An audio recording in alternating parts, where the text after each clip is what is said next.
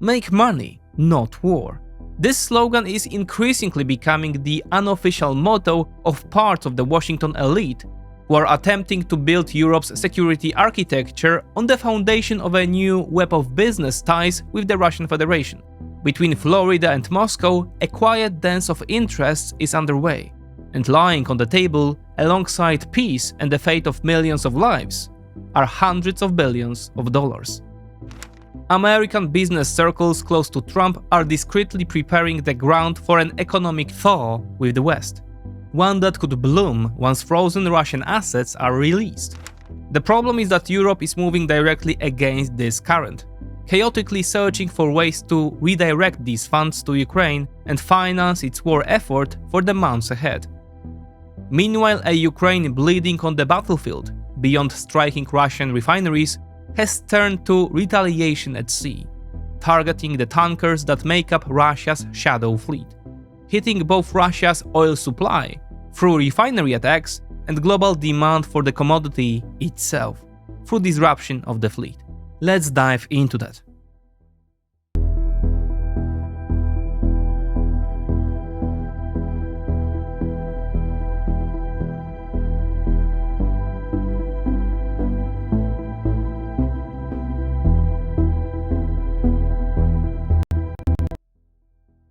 The war in Ukraine has shown over the past 2 years just how quickly global markets can shift. Every offensive, sanction, attack on infrastructure, or major political decision immediately affects the prices of energy, raw materials, and entire sectors of the world economy. It is a conflict that clearly reminds us how deeply geopolitics and financial markets are intertwined today. That is why it is so important to have tools that help you understand the world also from an economic perspective.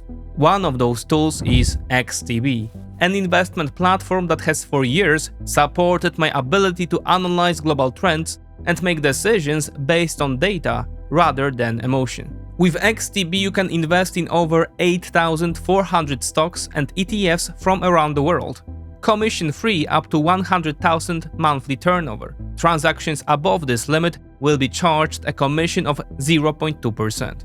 The link is in the description, and by using it, you support this channel. Remember, investing always involves risk. Peace talks are ongoing, and every side insists they are constructive. Concrete results, however, remain absent. After negotiations in Geneva, came meetings in Abu Dhabi and most recently in Florida. On December 2nd, Steve Witkoff once again flew to Moscow for talks with Vladimir Putin.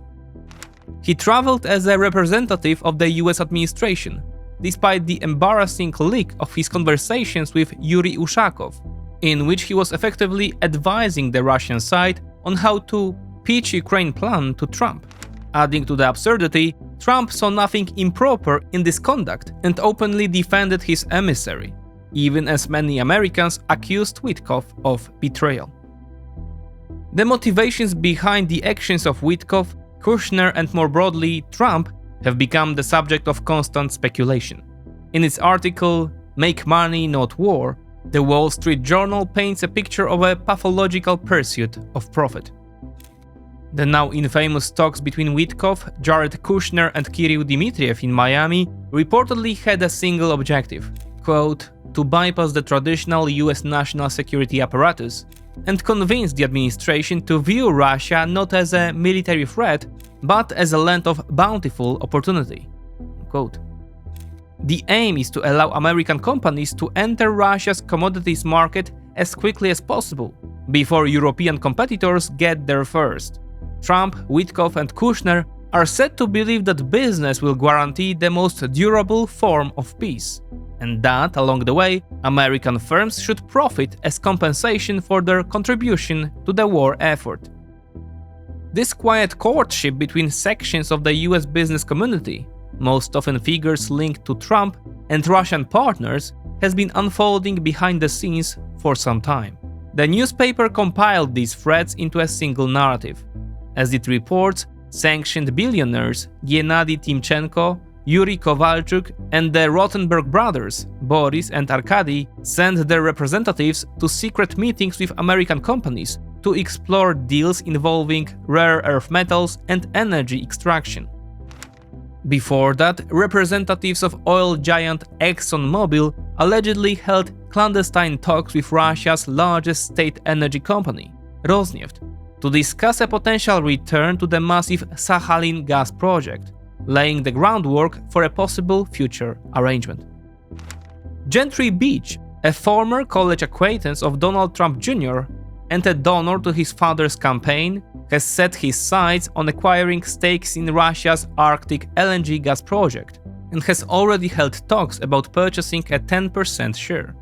Perhaps even more striking is the case of Stephen P. Lynch, another Trump donor who paid nearly $600,000 to a lobbyist closely connected to Trump Jr. to help secure a license from the US Treasury Department that would allow him to purchase rights to the Nord Stream 2 pipeline from Russia's Gazprom. All of these developments unfolded before the Miami meeting, effectively a rendezvous between American business figures from Trump's inner circle and Russian representatives led by Dmitriev, where participants presented a vision of easy profits that would simultaneously, quote, stop the bloodshed. Beyond shaping American perceptions, the Russian objective is to persuade Washington to block any European move to confiscate or otherwise dispose of the Kremlin's frozen assets held across Europe. Transferring these funds to Ukraine represents Moscow's worst-case scenario. For Europe, systematically sidelined from top-level negotiations, these frozen assets have become one of the most important bargaining chips. European governments support Trump's stated pursuit of peace, yet their vision of what that peace should look like often differs fundamentally from Washington's and aligns far more closely with Kyiv's. Europe therefore does possess tools to defend its interests, though, as so often, its effectiveness is undermined by divergent national priorities. In the specific case of frozen assets, the crux of the issue lies with Belgium. Brussels fears that it would bear the full legal responsibility for a move widely seen as legally ambiguous under international law, and potentially damaging to Belgium's and Europe's reputations as trusted custodians of global capital.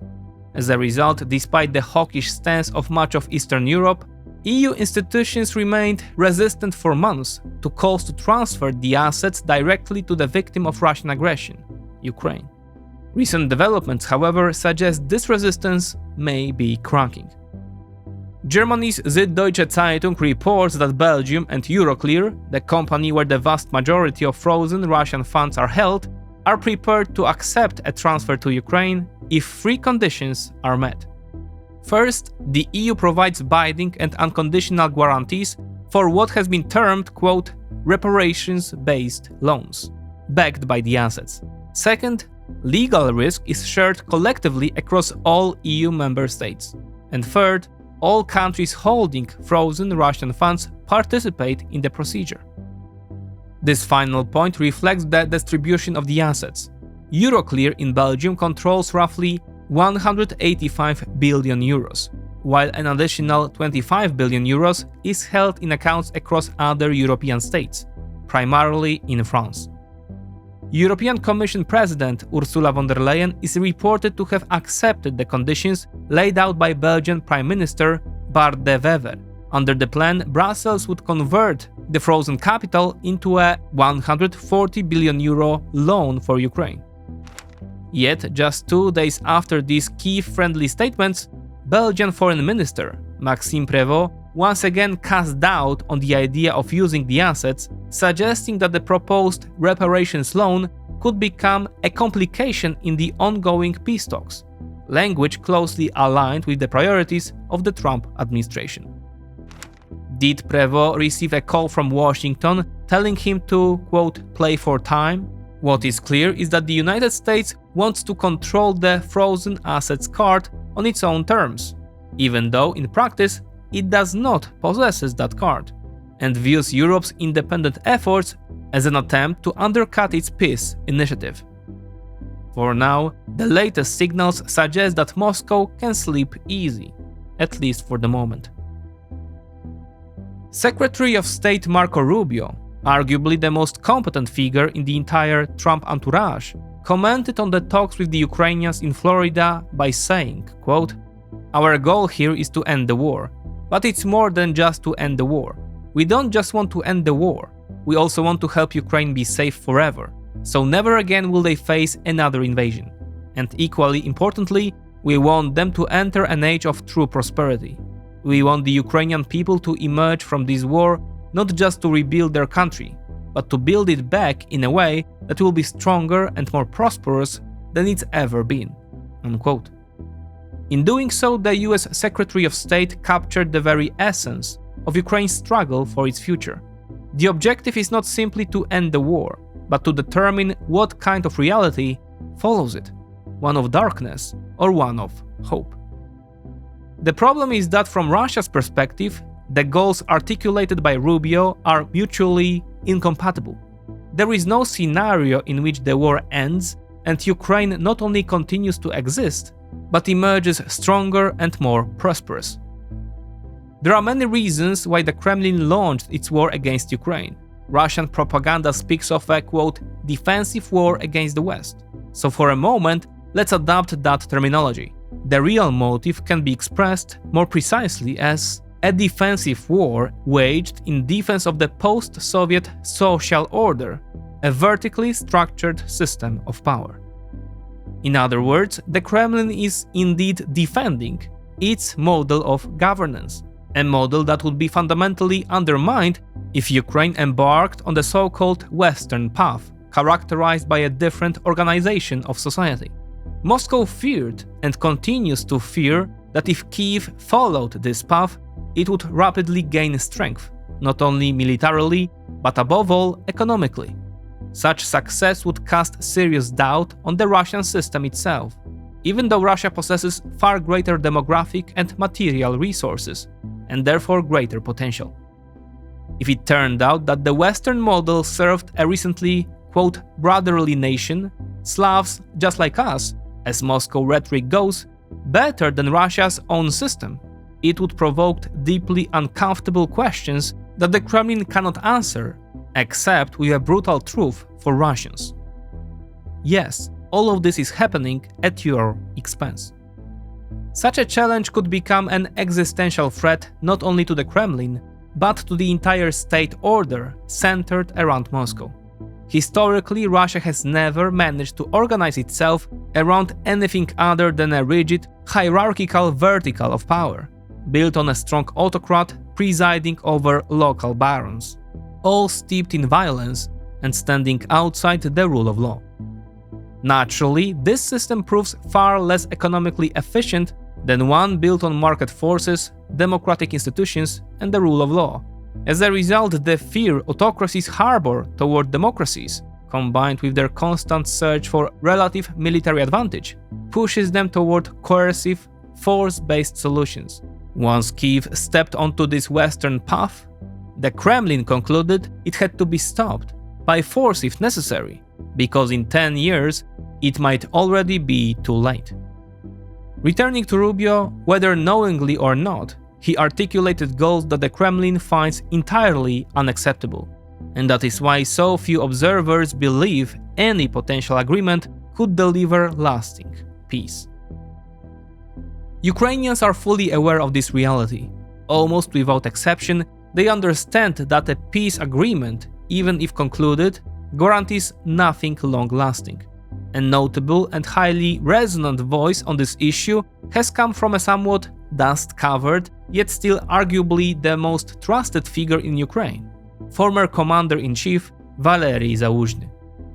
Now serving as Kyiv's ambassador to London, Zaluzhny recently published an essay in The Telegraph, in which he invoked the old maxim of Karl von Clausewitz, that war is the continuation of political interest by other means.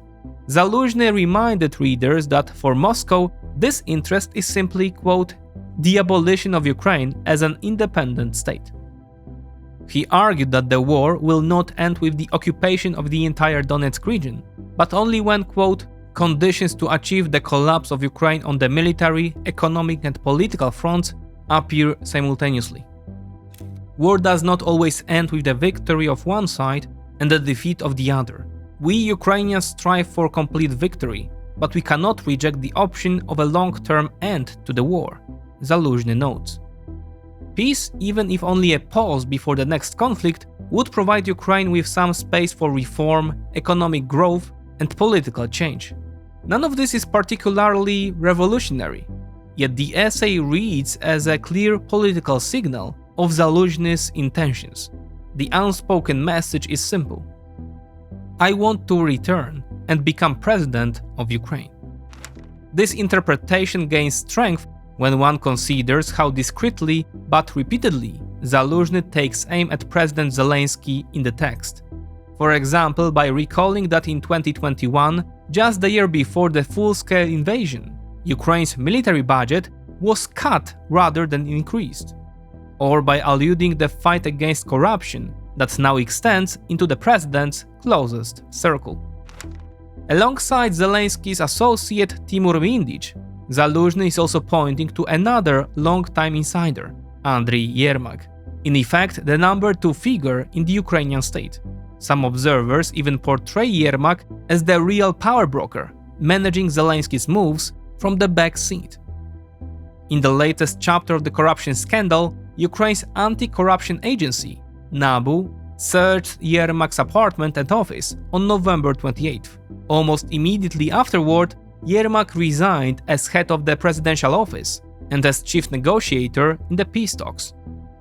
According to the outlet Ukraińska Prawda, in the half-hour preceding his resignation, Yermak had an explosive confrontation with Zelensky, involving insults and mutual accusations. The affair has further eroded public trust in Zelensky. Trust already weakened by his attempted power grab over NABU earlier this summer. Zelensky won the presidency in 2019 with 73% of the vote. On the eve of the war, his approval had fallen to just 20%, only to surge to as high as 90% once he became the embodiment of Ukraine's unyielding resistance by staying in besieged Kyiv. Over the course of the war, public confidence fluctuated, but as recently as May this year, following the resource agreement, Zelensky managed to rebuild support to 74%.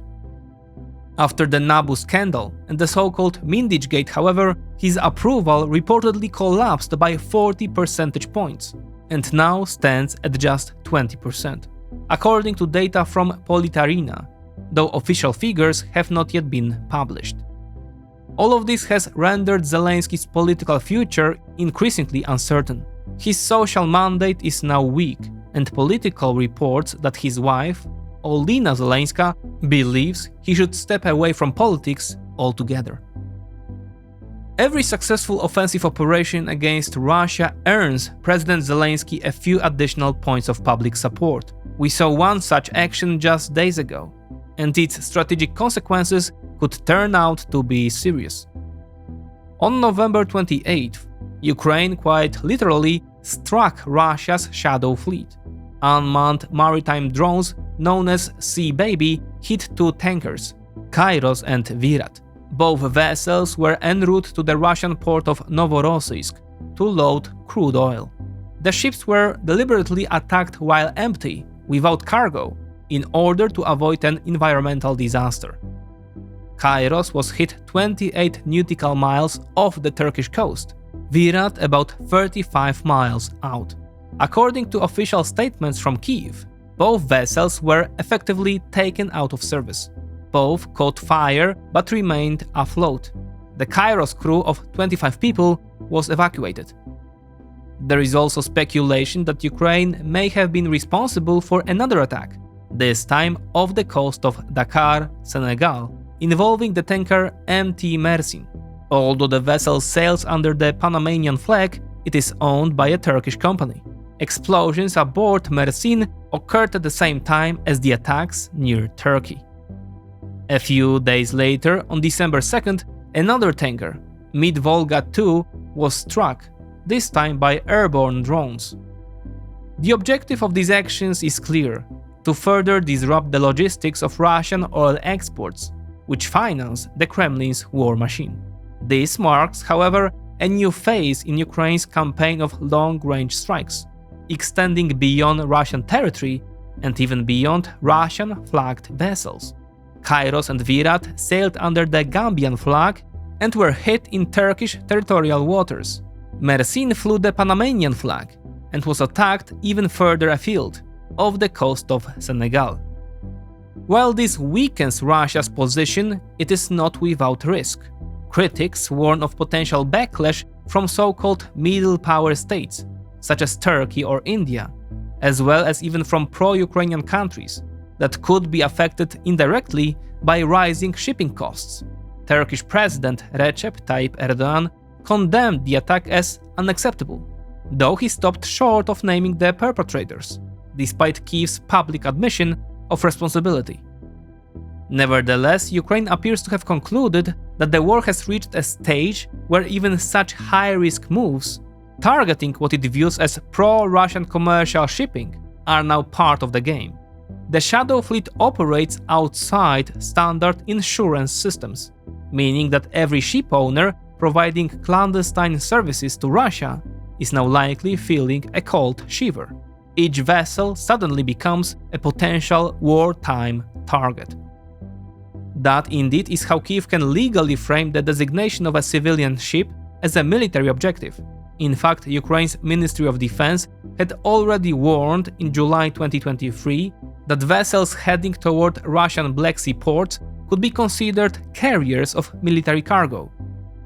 The goal is to create a deterrent precedent, one that frightens Shadow Fleet operators into refusing Russian cargo due to the elevated risk, particularly shipments out of Novorossiysk.